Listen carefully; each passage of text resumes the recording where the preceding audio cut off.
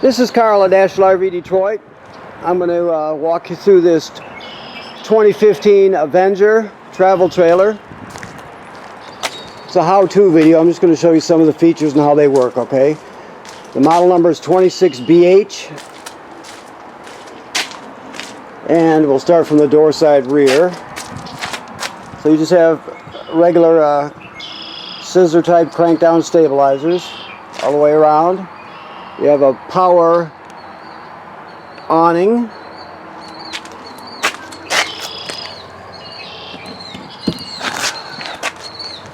Storage, of course.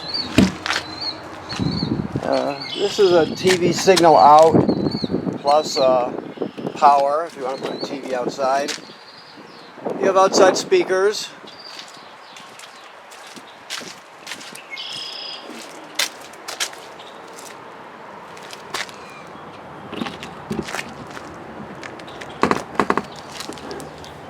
So there's your crank right there for your stabilizers, okay? 3/4 inch crank. Tanks and battery, you've got a power tongue jack.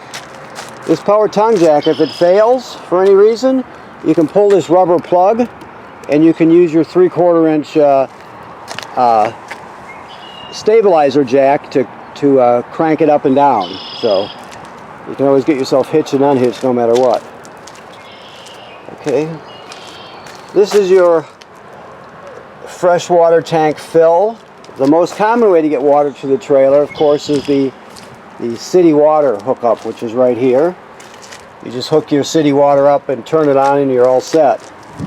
If you're camping someplace that doesn't have city water, if you're boondocking or whatever, you can pre-fill your fresh water tank right here and then use the onboard pump to pump the water. So all the plumbing will work as though you have city water. You'll just be pumping it from the fresh water tank, okay? That's the vent for your furnace. This is a vent for the range hood. That's over the burners. So if you're cooking and you want to vent to the outside, you just have to make sure that this is flapping freely. There's a latch on each side. If you unhook the latches, there's a baffle that'll flap freely, and that's what you want if you're venting to the outside. And this is a service panel for your refrigerator. You have a gas absorption refrigerator, which means it'll run on 120 AC or LP gas. We'll talk about that when we get inside. You've got a 30 amp pull-out power cord. Okay. These are your dump valves here. Black is on the right, gray is on the left. Outside shower slash sprayer, and below that are your low point drains for winterizing. Okay.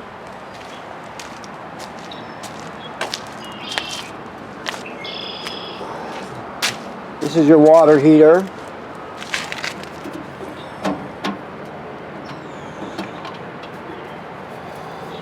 Okay, so the water heater has water in it right now, and it's all set for camping season, so it's not winterized anymore. It's in camping mode. The switches to operate it are inside. I'll show you those when we get inside, okay? There's the drain plug for it right there. Okay, let's go inside and see what we've got in here.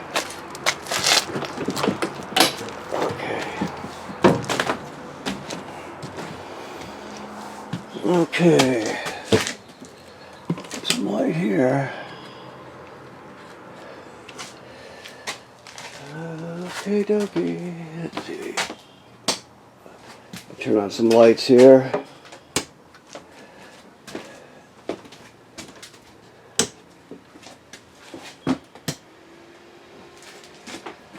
Okay.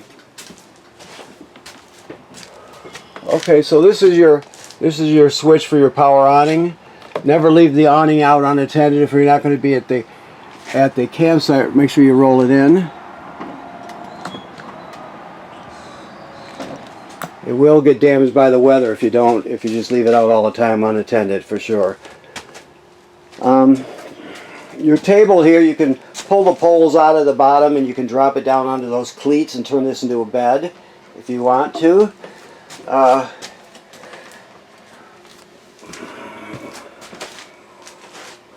Over here, this is your power converter. This converts AC to DC power. Right, so on this side you have regular 120 AC circuit breakers like you'd see at home, and they're all labeled. And then the power is converted to 12 volt DC on this side, and you see you have 12 volt DC fuses, and they're labeled. Okay, so it converts AC to DC as long as you're plugged into shore power. And you can charge your battery also. It'll sense how much energy your battery has and needs. As long as you're plugged into shore power, it'll keep your battery on the tongue, charged also. So your tow vehicle will charge it when you're pulling it down the road, and this power converter will charge it when you're plugged in at the campground. Okay. Next to it is the LP detector. It should always be glowing green. Let me look at that here real quickly.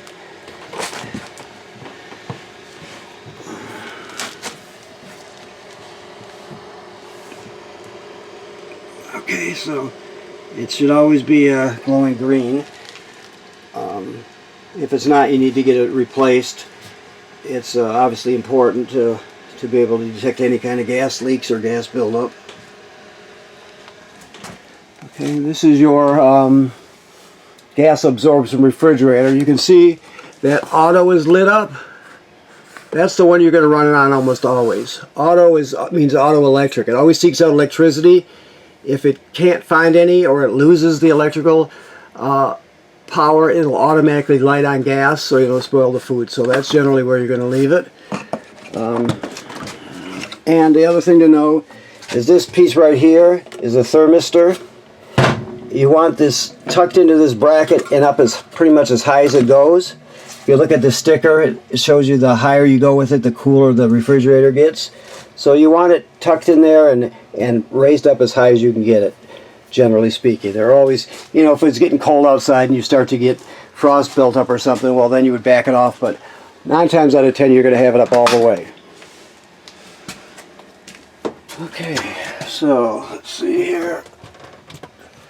Here's some of your controls. So when it comes to your water heater, that's the electric, and that's the gas switch. This is your tank monitor. Here, your water pump is here. The water pump's used to pump water out of the fresh tank if you don't have city water like we discussed. It's also used to winterize the trailer. And then you have your batteries and your levels right there, okay? This is a GFCI plug here. Keep in mind that all the plugs in your trailer are wired through a GFCI. Even the one on the outside, even the ones that look like regular plugs, they're all wired through a GFCI. So if one stops working, always go to the GFCI first and see if it needs to be reset. Of course, your 2 bunks.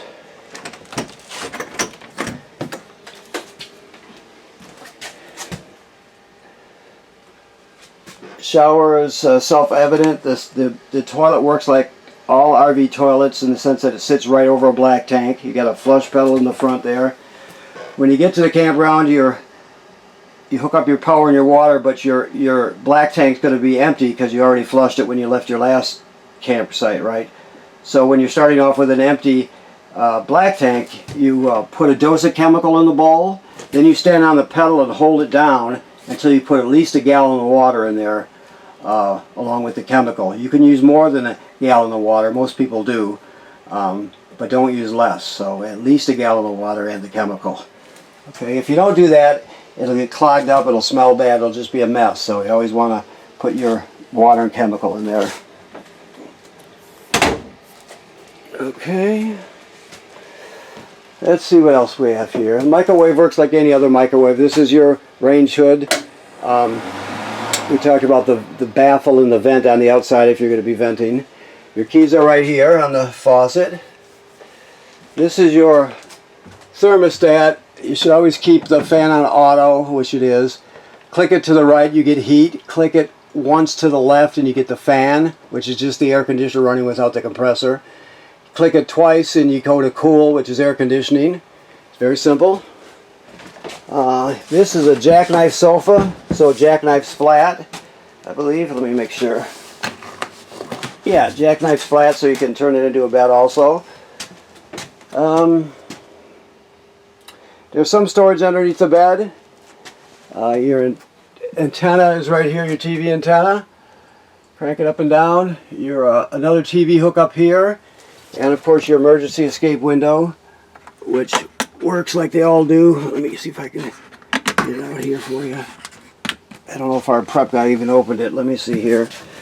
I want to make sure it's free. Well, I'm going to free that. I'm going to go outside and free it up properly. It's been closed so long that it's kind of stuck. So I'm going to do it properly. I don't want to accidentally break it. So, but it'll be opening freely when you pick it up. Okay. I'll make sure I take care of that right after I'm done with this video. Alrighty. So I think that just about covers it. Let me look around a bit here, make sure I've got everything. I think I do. Your TV remote's here. Your TV is here.